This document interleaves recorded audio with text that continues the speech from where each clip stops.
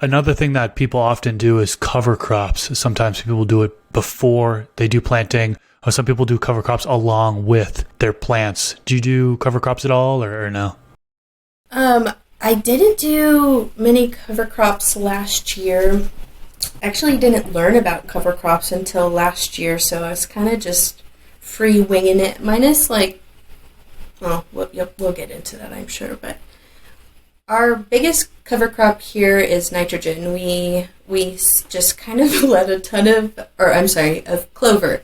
We let a ton of clover, white clover seed, just all over the farm. So now we have clover popping up everywhere, and wouldn't you know it, it's in places that really, really need help, like super need help.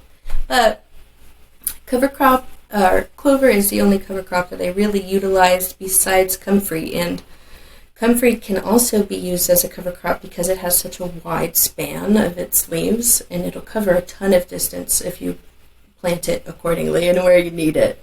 So I think that those two are really the only things we utilized last year. Okay, and then another thing that kind of goes hand in hand with cover crops, a lot of people will do a mulch layer. Do you do any like wood chips, a barley straw, or any type of mulch? Yeah, so we have a ton of excess hay from our livestock. We have grass hays and we have alfalfa. And I know a lot of people use like the alfalfa meals, which is super beneficial for your soils. It's so great for your plants. But even just in whole form alfalfa, that's been used in the lasagna method, and it is the most top layer. But besides that, we also contacted our local electrical company, and they do have to trim down a lot of trees to get to their power lines, and they always want a place to dump. So we had them haul their giant truckload over to our house and just dump it, and then we took it and we spread it across the lasagna garden.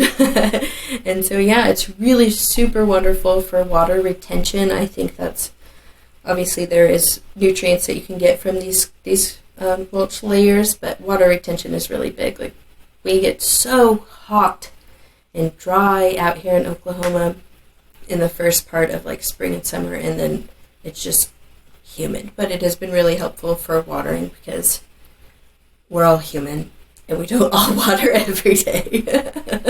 This clip is brought to you by AC Infinity. Use discount code MrGrow at 15 to save on any of their products.